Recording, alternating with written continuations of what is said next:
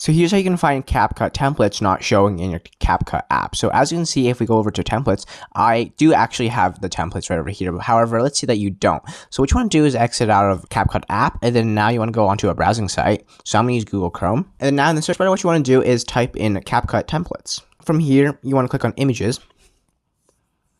And let's say that we want to use this CapCut template. This one looks pretty good. Simply just click on visit right over here.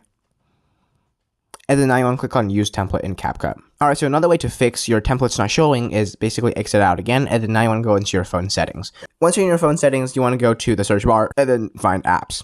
Now just click on apps. Now you want to click on app management.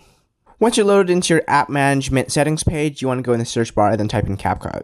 CapCut?